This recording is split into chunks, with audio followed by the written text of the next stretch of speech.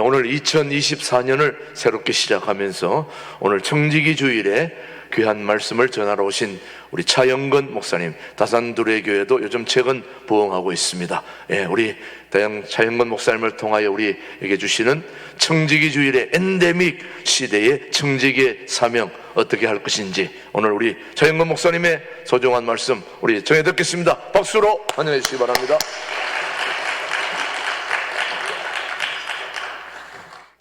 다산두레교회 차영근 목사입니다. 우리 김진홍 목사님이 잘 아시죠? 새 교회를 세우신 거. 저 남양만 활빈두레, 그리고 다산두레, 그리고 신광두레.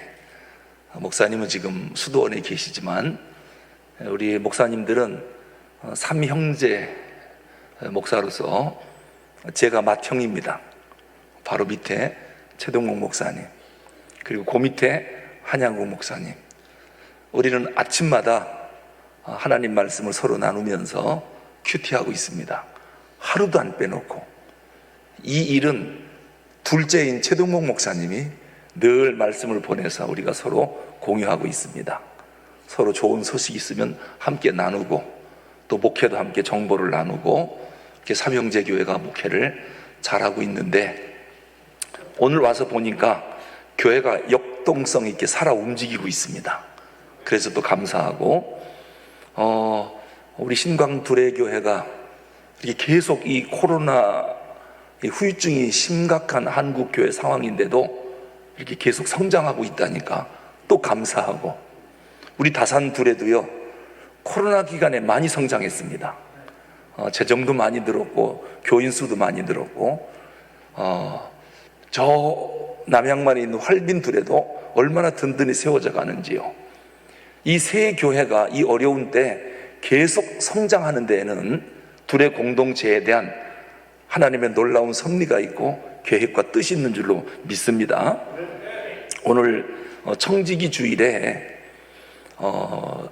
저를 불러서 청지기의 사명에 대해서 말씀을 좀 요청을 해서 제가 예배 마치고 달려왔습니다. 아마 2024년 우리가 청지기로 임명을 받았는데 어떻게 하면 교회를 위해서 청지기 사명을 잘 감당할 수 있을까? 그리고 내가 청지기로 헌신하고 봉사하는 동안에 어떻게 하면 교회가 평안하여 든든히 세워져 가고 큰 부흥을 이루는 한 해가 될 것인가? 아마 그 말씀을 듣고 싶을 것입니다.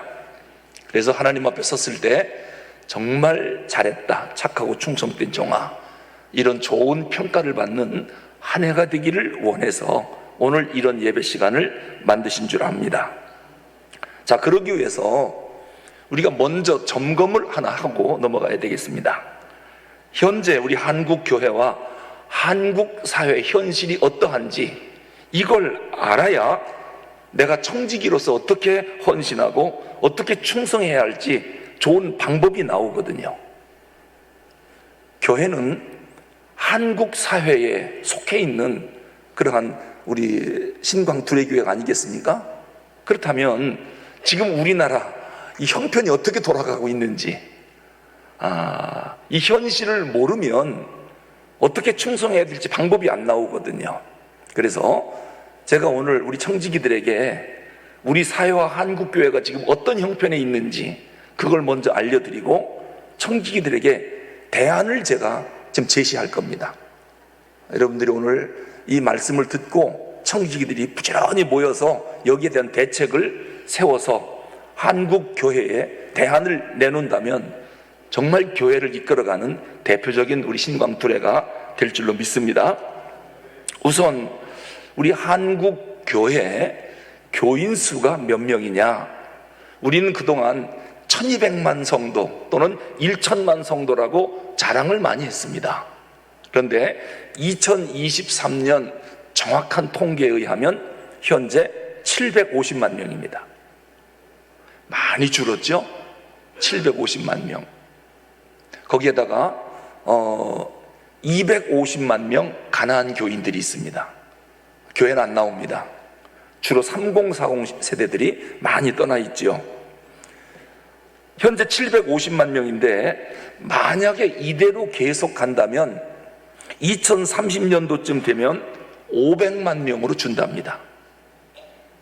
그리고 2040년에 가면 350만 명, 그리고 2050년에 가면 100에서 150만 명으로 줄어들 거다. 이게 전문가들이 예측하는 겁니다. 이대로만 간다면. 그런데 지금 형편이 이대로만 가는 게 아니라 훨씬 급속도로 나빠져 가고 있습니다. 그러니 2050년에 과연 100에서 150만 명이 남아 있을까? 이것도 염려가 되는 것입니다. 왜냐하면 유럽 교회가 쇠퇴할 때는 200년 걸렸거든요. 근데 우리 한국 교회 쇠퇴는 20년 걸렸습니다. 10배 빠릅니다.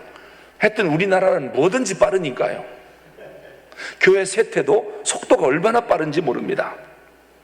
우선 우리 통합적 교단만 놓고 보더라도 현재 영유아 유치부, 유초등부, 교회학교가 없는 교회가 전국 8,380개 교회 가운데 6,580군데나 됩니다. 교회학교가 없습니다. 시골 농어촌에 가면 애들을 못 보는데요.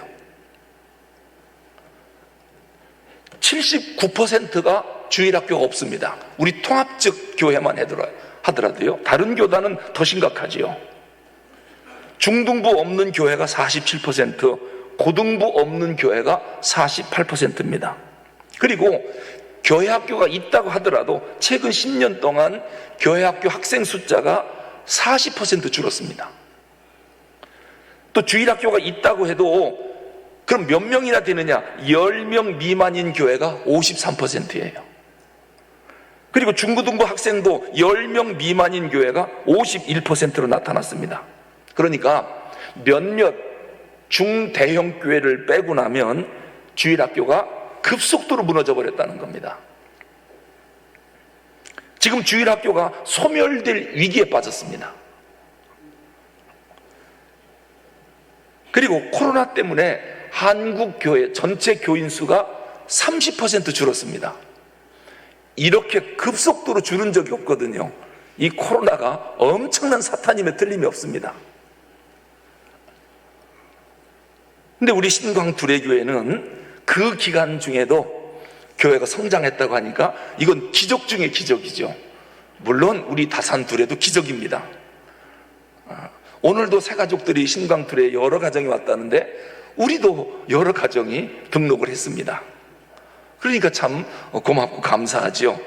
뭔가 하나님의 계획이 두레 공동체에 있음에 틀림이 없습니다. 여러분, 현재 작년 대비 교회학교 학생 수가 10에서 13%입니다. 그러니까 작년 1000명 모이는 교회 주일학교 숫자가 100에서 130명이라는 거예요. 1000명 모이는 교회가 주일학교 100에서 130명이다. 자, 그러면 이대로 앞으로 20-30년만 지나면 어떤 일이 생기느냐? 현재 계신 노인들은 천국 다 갈 것이고 20-30년 후면 현재 10에서 13% 있는 주일학생들이 장년부가 될 거거든요. 근데 1000명 모이는 교회 100에서 130명이니까 앞으로 25년 후인 2050년이면 100에서 150만 명 된다는 게 이게 숫자적으로 맞는 얘기입니다. 요 주일학교 애들이 그대로 어른이 될 테니까요. 애들이 있어야죠, 교회학교에. 그럼 주일학교가 없는 79%는 앞으로 20년, 30년 후면은 교회 문 닫겠죠. 어른들은 다 천국 갈 거고 애들이 없으니까 교회는 빌 수밖에 없죠. 지금 이런 형편에 우리 한국교회가 놓여 있습니다. 자, 그러면 왜 이렇게 교회 교인 수가 급격히 줄까? 여러 가지 이유가 있겠는데요. 첫째는 이 젊은 부부들이 애를 안 낳습니다. 애를 안 낳아요. 우리나라 신생아 출산율이 서울은 0.5입니다. 부부가 결혼하면 한 명이라도 낳아야 될 거 아니에요. 한 명도 안 낳아요. 0.5명, 전국 평균 0.7명입니다.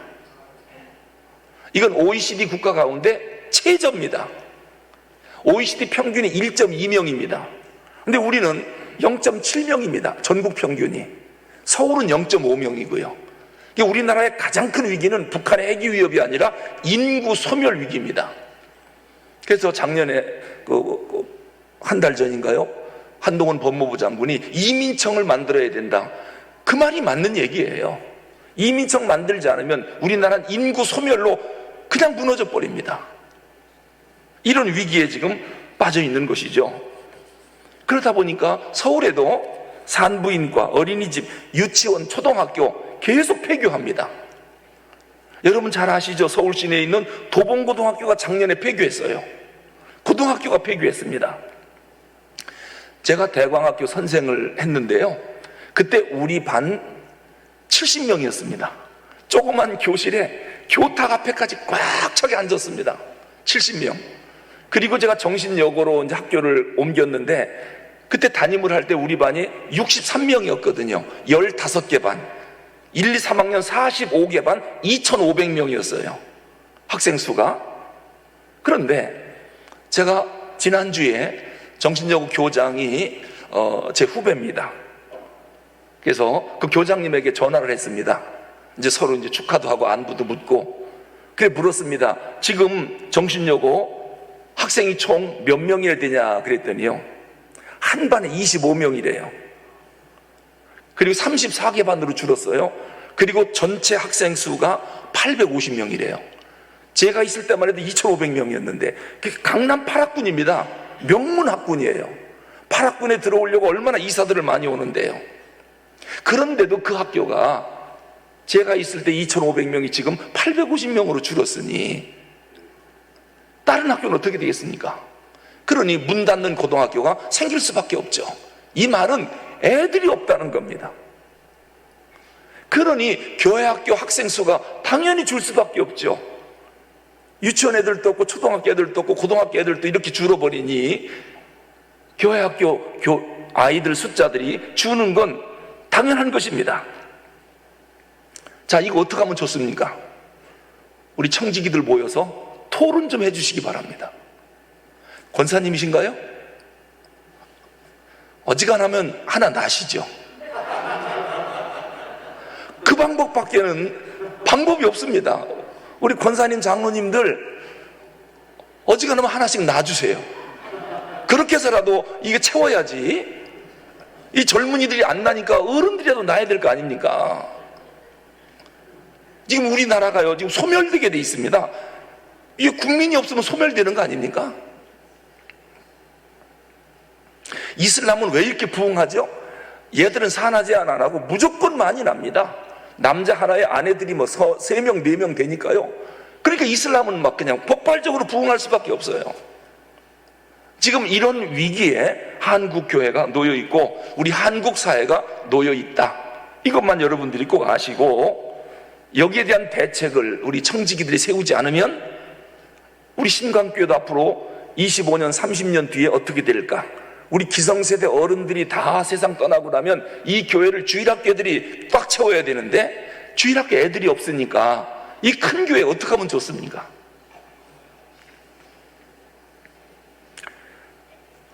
여러분, 우리들은 그래도 기성세대 어려서부터 신앙생활 했기 때문에 코로나가 아니라 별게 와도 예배 안 빠지고 예배 드릴 줄 아는 사람들이에요. 그런데 지금 우리 자녀들은 그런 훈련을 받지 않았어요. 그런데도 우리 부모들이 얘들이 새벽 기도를 안 나오든, 뭐 지난주간 특세하셨죠. 그리고 주일학교 아이들, 중고등부 청년들이 얼마나 많이 나와서 열심히 새벽 기도 했나요? 어른들은 열심히 나오는데 아이들은 자든 말든 기도하든 안 하든 그냥 내버려 둡니다. 우리 부모들이 놔두는 거예요. 그러니 교인 수가 점점점 줄 수밖에 없죠. 여러분, 우리 신광둘에도 그럴 겁니다. 중직자, 우리 청지기들, 자외선들만 우리 신광두레교회 나온다면 교회학교 중고등부 청년부가 차고 넘칠 겁니다. 우리 자녀들도 안 나오는 거예요. 나는 권사고 장로고 안수집사라 열심히 교회 나오는데 우리 자녀들이 우리 교회 안 나와요. 여러분, 우리 청지기들만이라도 자외선들을 우리 교회 나오게 해야 됩니다. 물론 제주도 살면 날마다 주일마다 비행기 타고 올 수는 없잖아요. 그거는 좀 봐주겠습니다만 충청도 위에 사는 사람들은 다 나올 수 있습니다. 이어서 교인 수가 왜 이렇게 급격히 줄까? 교회 학교에 열정 있는 교사들이 너무도 적어요. 열정 있는 교사들이. 통계에 의하면 교회에 열정적인 교사가 부족하다고 대답한 게 67%고, 그렇다고 무조건 헌신해라, 충성해라, 이거를 요구하기가 어렵다라고 말한 것이 71%입니다. 그러니 교회 학교가 어떻게 되겠습니까? 한마디로 교회 학교 교사들 열정과 사명감이 너무 떨어졌다는 겁니다. 오늘 청지기 헌신 예배에 교회 학교 교사들이 여기 아마 나와 앉아 있을 텐데요, 이 부분 대책을 세워야 됩니다.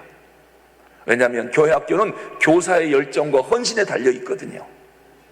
근데 열정과 헌신이 없다, 67%. 그러면 교회 학교는 무너질 수밖에 없죠. 헌신된 교사들이 없으니까요.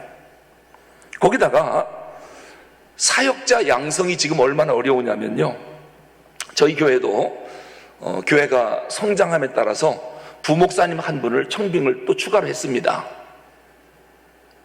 교회 학교 전도사님들도 다 보강을 했고요. 그런데 한 분 모시기가 얼마나 어려운지 이력서를 안 냅니다. 이번에 부목사님 모시는데 참 어려움 많았습니다. 자, 그러면 신학교에는 교육전사들이 많은데 왜 교육전사님 한 분 청빙이 이렇게 어려울까? 그래서 물었습니다. 교육전사님들한테 왜 교회 학교 전도사로 지원 안 합니까? 그랬더니 교육전도사로 교회를 가면 스트레스를 너무 많이 받는다는 거예요. 우선 이 교회 중직자들이 교육 전도사님들을 하인 취급하듯이 함부로 대한답니다. 사례금도 너무 적고, 거기다가 조그만 교회는 운전도 시키고 주보도 만들려고 그러고 행정도 맡기고 거기다가 새벽 기도까지도 맡긴답니다. 그래서 전도사들이 차라리 쿠팡이나 배달의 민족 가서 택배 회사에 가서 아르바이트 하는 게 수익도 낮고 스트레스 안 받고 훨씬 이익이 있다는 거예요. 그래서 이제 그렇게 말했죠. 앞으로 평생 목회할 사람들인데 교육 전도사 때부터 목회 훈련 받아야 될 거 아니냐? 그랬더니 목사님 평생 목회할 때인데 벌써부터 할 필요가 뭐가 있습니까? 이게 요즘 MZ세대 전도사들의 생각이에요. 그래서 어떤 대책을 교회들이 세우느냐? 교육 전도사님 한 분 모셔오기가 너무 힘들으니까 지금 한국 교회가 이런 방법을 쓰고 있어요. 교인들 중에 항존직 가운데 가르치는 은사가 있고 또 신앙이 좀 돈독한 분들을 노예에서 하는 성서학원 보내갖고 2년제 성서학원 보내서 거기서 신학 기초교육을 시킨 다음에 교회에서 교육전도사로 임명을 하자는 겁니다. 이분들은 딴 교회로 갈 리가 없으니까요. 그렇게 해서 교육전도사들을 충당을 해야 된다는 겁니다. 왜냐하면 교육전사님들 오셨다가 이게 뭐가 좀 잘 안 맞으면 그냥 놓고 가버립니다. 옛날에는요, 사역을 그만두려면 보통 한두 달 전에 미리 얘기하거든요. 내가 금년 연말로는 딴 데로 좀 임지를 옮기려고 합니다. 그래서 미리 다음 사역자를 청빙할 시간을 주는데 지금 MZ세대 교육전사들은 주일인데 오늘 안 나온 겁니다. 그래서 전화를 해봐요. 전도사님 예배 시간 다 되는데 왜 안 나왔죠? 그러면 나 사임했습니다 그래요. 나 안 나갈랍니다. 뭐 예고도 없습니다. 이게 요즘 젊은 전도사들의 생각이에요. 그러니까 옛날 우리가 생각했던 전도사님들하고 지금하고 생각이 너무 틀리다는 거예요.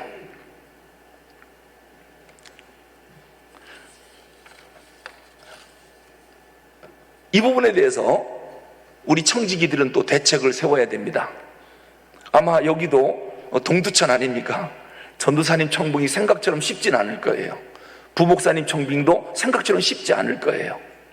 서울 도시에도 이런 일이 상당히 어려우니까요. 이게 지금 교역자 현황입니다. 그리고 이 교회들의 상황도 상당히 악화되어 있습니다. 코로나 여파로 개척교회 10,000개가 없어진 거 아십니까? 지난 3년 동안 개척교회가 10,000개가 문 닫았습니다. 그리고 말씀드렸듯이 교인 수가 20에서 30% 줄었습니다. 거기다가 우크라이나 러시아 전쟁, 이스라엘 하마스 전쟁 뿐만 아니라 남중국해도 지금 분쟁이 일어나고 있죠. 중국과 필리핀이요. 거기도 지금 상당히 위험합니다. 양안 전쟁, 대만과 중국도 지금 아주 위험스럽고, 극동 지역에는 한반도, 남한과 북한이 대치하고 있죠. 이것도 상당히 위험합니다. 자, 이렇게 국제 정세가 흔들리고 위험에 빠지다 보니까 환율이 올라가고 물가가 올라가고, 이건 당연히 그럴 수밖에 없거든요. 금리가 올라가고요. 이 서민들이 너무너무 힘들고 어려운 거예요. 근데 교인들의 대부분이 서민들 아닙니까? 지금 삶이 얼마나 힘든지 모릅니다. 교회가 재정적으로 힘들으니까 제일 먼저 줄이는 게 뭐냐면 선교비와 구제비를 줄입니다. 고정비는 줄일 수가 없거든요. 그래서 선교사님들이 선교지에서 선교비가 안 오니까 선교 포기하고 귀국을 해요. 이 선교사님들이 오갈 데가 없는 것입니다. 이것이 오늘 한국교회가 처한 현실이다라고 하는 겁니다. 지금 귀국한 선교사들이 얼마나 많은지 모릅니다. 우리도 귀국한 선교사들이 오갈 데가 없어서 그분들을 좀 협력하고 돕고 있습니다. 그리고 교회 안에 봉사자들이 숫자가 너무도 급감하고 있습니다. 옛날에는요, 구역 예배를 얼마나 재밌게 잘 드렸는지 몰라요. 그리고 남녀 선교회도 참 재밌게 잘 모였습니다. 주방 봉사요, 권사님들이 서로가 주도권 잡으려고 싸움 붙고 시험 든 데가 주방입니다. 서로가 하려고 그래갖고요. 그런데 지금은 주방이요, 서로가 안 들어가려고 그래요. 그래서 결국 주방도 이제는 임금을 주고 유료 봉사자들, 유료 직원들을 채용할 수밖에 없는, 옛날 같지 않아요.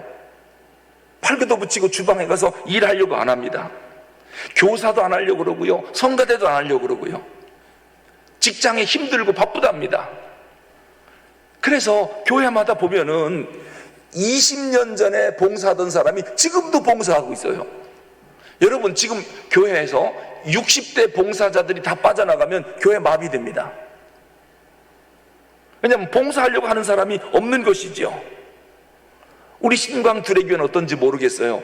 60대 되는 분들 봉사에서 손을 딱 놓으면 교회가 어떻게 됩니까?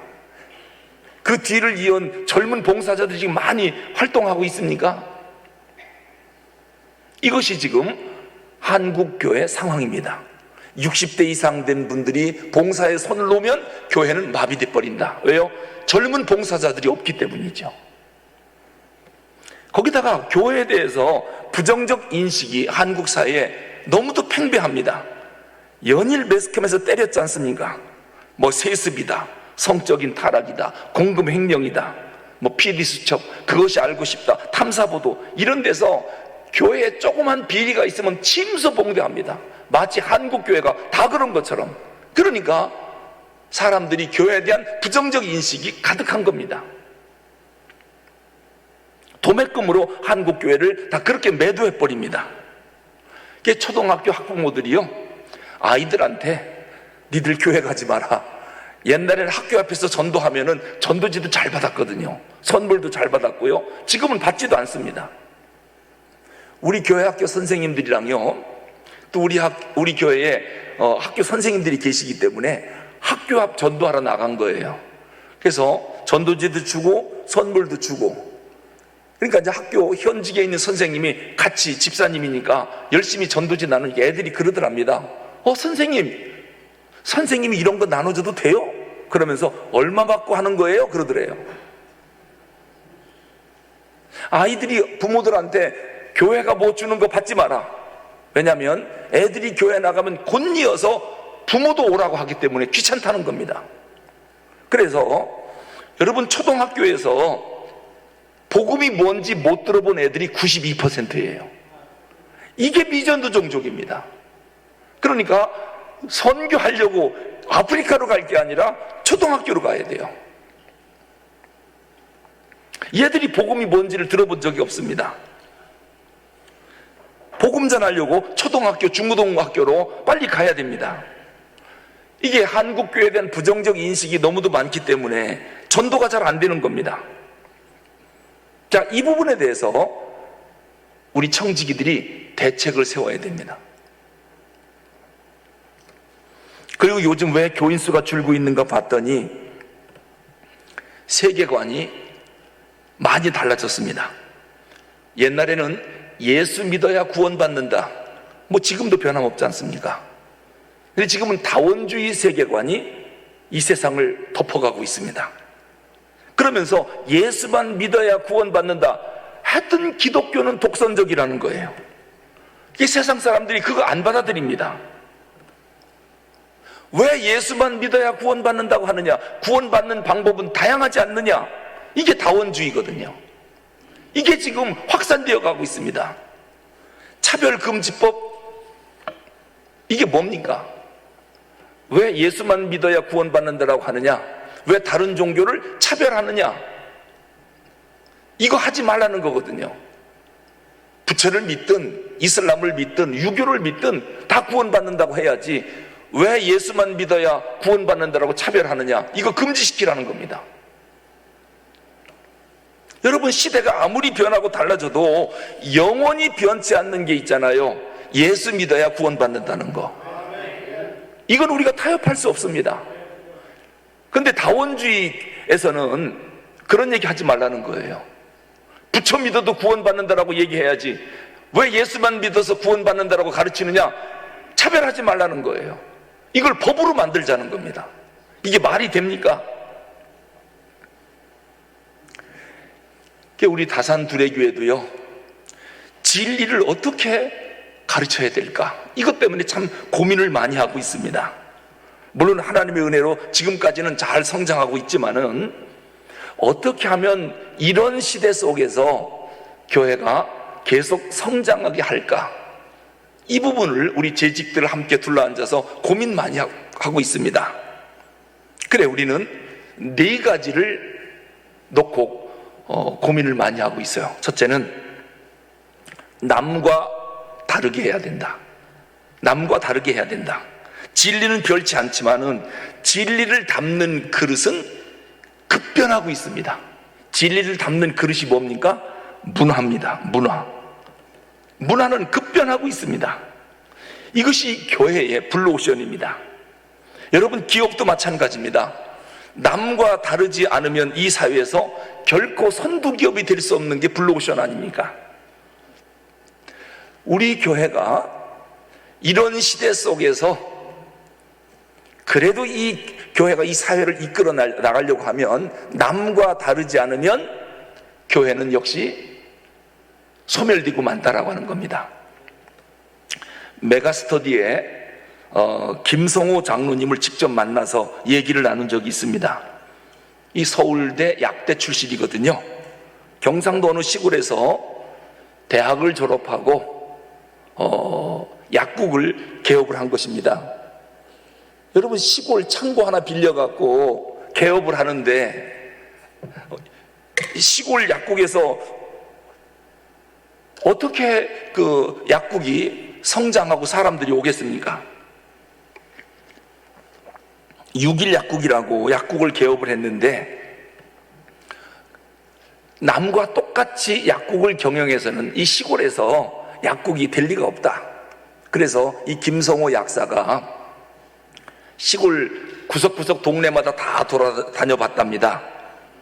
그랬더니 시골에 할머니 할아버지들밖에 없고 할머니 할아버지가 키우는 아기들이 좀 있더랍니다. 그래서 할머니 할아버지에게 다 물어봤습니다. 지금 가장 원하는 게 뭡니까? 그랬더니 아이고, 허리도 아프고 무릎도 아프고 소화도 안 되고. 아, 그래요? 그래서 소화제도 무료 나눠주고 파스도 무료 나눠주고. 그랬더니 아기들이 있는 겁니다. 쟤들이 누굽니까? 그랬더니 서울에서 아들 딸들이 애들 키우기 힘들으니까 할머니 할아버지 시골에다가 맡겨놓고 지금 자기들끼리 열심히 일하고 있고, 어떤 집은 또 아들 딸들이 이혼해서 아기들을 시골에 맡겨놓고 갔다는 겁니다. 그래서 그 아이들을 물어보는 겁니다. 학교 갔다가 꼭 약국 앞을 지나가는 거예요. 그래서 얘들아, 이리 와봐라.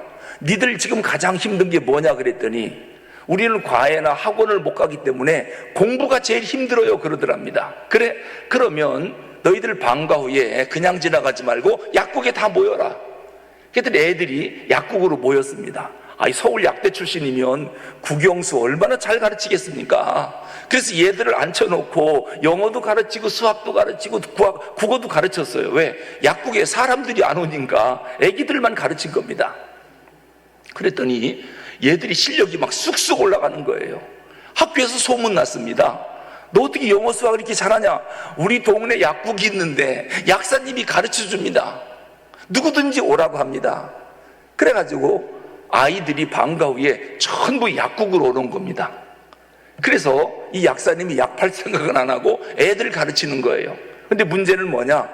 먼 동네에서 공부 배우겠다고 여기까지 오는 데는 너무 시간이 많이 걸리니까 이 약사님이 생각하기를 너희들 여기까지 올 거 없고 이제 너희 집에 컴퓨터 한 대씩 놔주겠다. 그리고 카메라와 마이크를 설치해 주고요. 인터넷 영상으로 강의를 약국에서 하는 겁니다. 그럼 아이들은 집에서 컴퓨터를 틀어놓으면은 약사가 여기서 강의를 해요. 국어, 영어, 수학을요. 그럼 얘들은 집에 앉아서 수업을 하는 겁니다. 그리고 직접 질문하고 여기서 가르치고, 이것이 메가스터디의 출발점입니다. 이 메가스터디가 인터넷 영상 강의 업체거든요. 그러면서 아이들이 점점점 늘어나기 시작하는 겁니다. 인터넷에 가입만 하면 무료로 강의해 주니까 애들 실력이 쑥쑥 올라가는 겁니다. 그러면서 회원이 점점점 늘어나면서 메가스터디가 출발하게 되는 것이죠. 처음에는 2평 창고 빌려갖고 아이들에게 영어 수학을 가르치기 시작했는데 이게 점점점 늘어나는 겁니다. 그리고 동네 할머니 할아버지들도요, 이제 이 약국에서 약을 나눠주고 파스 나눠주고 소화 안 되면 소화제 나눠주고 하니까 동네 사랑방이 된 겁니다. 그러면서 이 약국이 점점점 소문이 나기 시작한 것입니다. 이 6일 약국이요. 그러니까 동네 애들도 모여들죠. 동네 할머니 할아버지들이 모여들죠. 그러면서 이 6일 약국이 소문나기 시작했고, 그래서 점점점 커지기 시작하는 거예요. 그래서 나중에는 할머니 할아버지들이 하여튼 몸만 아프면 무조건 6일 약국 오는 겁니다. 공부 배우고 싶으면 6일 약국 오는 겁니다. 똑같은 약국인데 이 약국이 점점점 소문났고, 그래서 점점 커지는 거예요. 똑같은 약국인데 이 6일 약국은 남과 다른 겁니다. 남과 다르게. 똑같이 해서는 안 된다는 거지요. 여러분, 우리 신광둘에도 마찬가지입니다. 교회가 얼마나 많습니까? 성장하는 이유가 있겠죠. 왜요? 남과 다르니까요. 뭔가 남과 다르지 않으면 사람들이 안 오거든요. 교회 와봤더니 다른 교회랑은 뭔가 모르게 다르더라. 말씀도 은혜롭고 찬양도 은혜롭고 기도도 은혜롭고 다른 교회랑은 뭔가 다르더라. 그거 대책을 세우지 않으면 교회 점점 숫자가 줄 겁니다. 그러나 뭔가 모르게 다르다 그러면은 사람들이 몰려올 것입니다. 교회가 부흥하는 데는 뭔가 다르기 때문에 오는 거거든요. 뭔가 은혜가 되니까 오는 거거든요. 그래서 성도들이 감동을 받게 해야 됩니다. 여러분, 기업도 고객 감동시키지 않으면 요새는 기업이 절대로 성장할 수 없습니다. 고객을 감동시켜야 되거든요. 감동시키려면 어떻게 해야 됩니까? 이 김성호 대표는 뭐라고 하느냐? 줘야 된다는 겁니다. 주지 않으면 안 된다는 거예요. 그게 뭘 주느냐? 그들의 요구를 기억했다가 부지런히 나눠주지 않으면 안 된다는 것입니다. 그게 남과 다르게 하고 또 어제와 다르게 문화는 신속한 대처를, 그러나 진리는 변치 않게, 이 네 가지를 김성호 대표가 이야기하는 거예요. 오늘 신광둘의 청지기들이 이 교회 1년 동안 청지기로서 이제 어떻게 충성을 해야 될까, 남과 다르게 해야 됩니다. 그리고 어제와 다르게 해야 되고, 문화는 신속한 대처를 해야 되고, 그러나 진리는 변치 않게, 요 네 가지를 우리 청지기들이 고민 많이 해야 될 겁니다. 그래야 올 1년 동안 성숙하고 성장한 교회가 될 것입니다.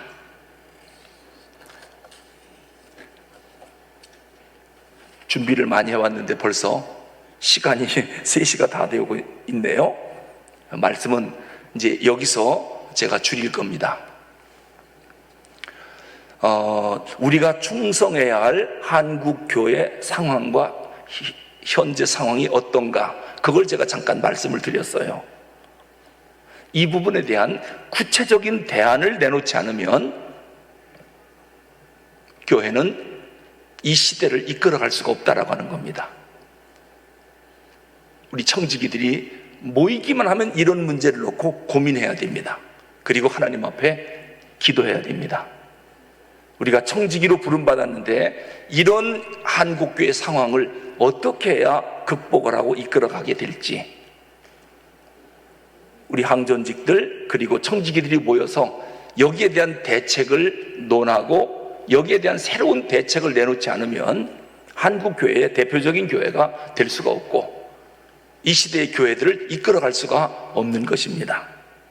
그래서 우리 다산 두레교회도 이 부분을 놓고 날마다 고민하고 기도하고 있습니다.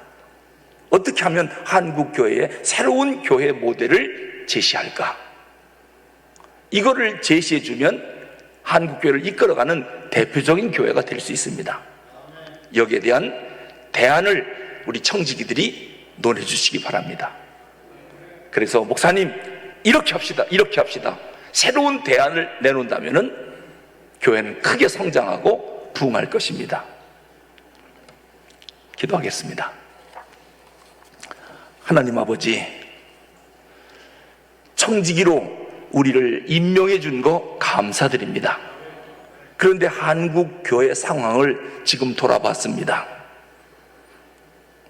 우리가 어떻게 대안을 제시해야 될지 여러 가지로 기도하게 하시고 고민하게 하여 주옵소서. 그래도 남과 다른 교회가 되게 해주셔서 감사합니다.